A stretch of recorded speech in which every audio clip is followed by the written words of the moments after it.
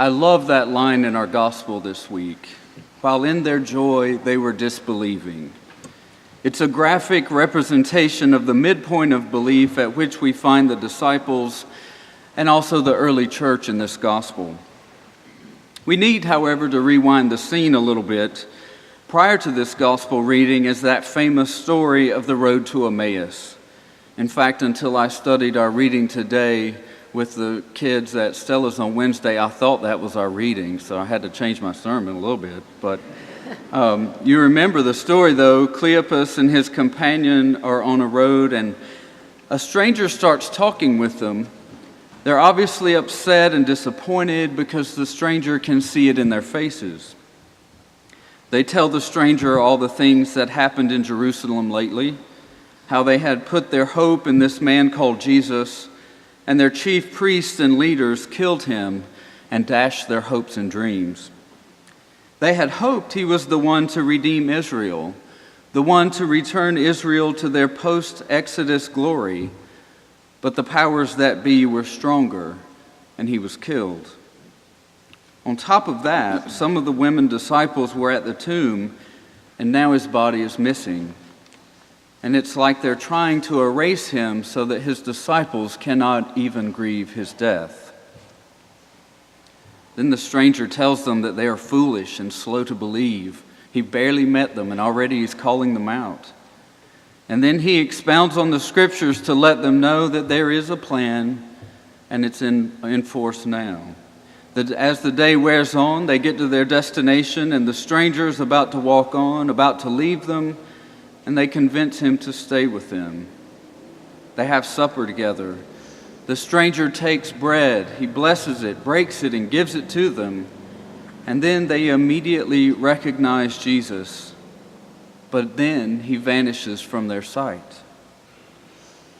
Well, they begin to discuss the events of the day, and they say, "Were not our hearts burning within us as he talked to us on the road?" They were having an emotional response to something they didn't yet understand. So they got up and ran to Jerusalem, and once they got with the other disciples, our gospel story picks up today, and Jesus appears in their midst, and it scares them to death. They think he's a ghost. Maybe they're all having a mass hallucination, and then he invites them to touch his wounded flesh. A ghost doesn't have flesh and bone. Touch and see, he says. Then, as if to complicate things even more, he asks for broiled fish and eats in their presence so they can see he isn't a phantom or a hallucination. This is what gets me about the story.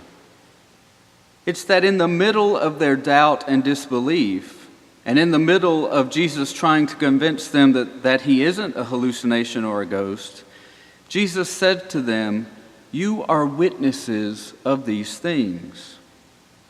Well, Luke had just said, but in their joy they were disbelieving. If I were on trial or needed an alibi, I don't think I would trust it to the disciples to be a witness for me. You would expect him to say, "Well, he does seem like a good person," but offer nothing any more concrete than that. But Jesus trusts them with the witness to the story of the salvation of the world. That's amazing to me. I wonder if witnessing to the resurrection isn't so much about where your mind is as it is where your emotions and heart are. The disciples are having a visceral response to the resurrection. Their hearts are burning. In their joy, they are disbelieving. Their minds aren't getting there, but their emotions are. And Jesus calls them to be witnesses. Can you witness to something you can't explain or rationalize? Is it even possible? I can't tell you why meeting together weekly and sometimes daily and praying together over a few morsels of bread and wine works. I can't tell you why it makes us closer to each other and to God, but it does. If I were designing this religion, I would say we need a dinner party or a cocktail hour. lots of conversation to really get to know each other. But we gather and sing and pray, and somehow through that we know each other very well. Maybe not always everyone's name, but we know each other on a deeper level. I can't tell you why it works. I can't tell you why printing out names in the tower for us to pray for specifically each week works. I can't explain the power of prayer. I've experienced it, but I can't tell you how or why it works. I can't tell you why something so absurd as washing each other's feet during Holy Week works. I surely wouldn't have put that in the religion if I were designing it. But year after year, people tell me it's the most powerful thing they have done, and it works. And by the way, Maundy Thursday next year is April 18th, so go ahead and put it on your calendar. But do you see what I'm getting at? Our being called witnesses is not about our ability to explain or rationalize or convince, or to have some fabulous story about the power of God with which no one can argue.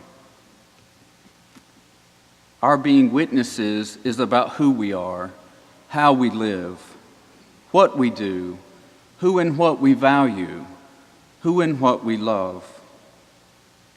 Jesus in John's Gospel doesn't say, "They will know you are my disciples if you tell them about the virgin birth and the resurrection without crossing your fingers behind your back." Do you ever remember hearing that? No, he said, "You are my disciples, you are my witnesses, if you have love for each other." And I don't mean an emotional love for each other. I mean a decision to love that affects your emotions. It's hard for us, 21st century, college-educated, middle and upper middle class people, to depend upon our emotions. It's hard for us to trust something as fleeting as our hearts burning within us, or joy in the midst of disbelief. I know it's hard for us to see those things as evidence of anything, much less allow it to motivate us to witness. But often our hearts, our emotions, our human experience gets there far sooner than our minds. In fact, I'm not sure our minds can comprehend something like the unconditional love of God, but I know I've felt it. When Luke ends, it's never said that the disciples had joy and belief at the same time. He doesn't go back and say, "Well, you know, they finally got it. Now they can say the Nicene Creed without crossing their fingers." No, as far as we know, joy and disbelief continue to coexist in the hearts and minds of the disciples. Disbelief, though, becomes less and less important as their joy increases. And this is how Luke ends. The disciples worshiped Jesus, and they returned to Jerusalem with great joy. And they were continually in the temple blessing God. Trust your heart. Listen for God speaking there. Sometimes your mind will catch up, sometimes it won't. But joy, not belief, is evidence of the presence of God. Amen.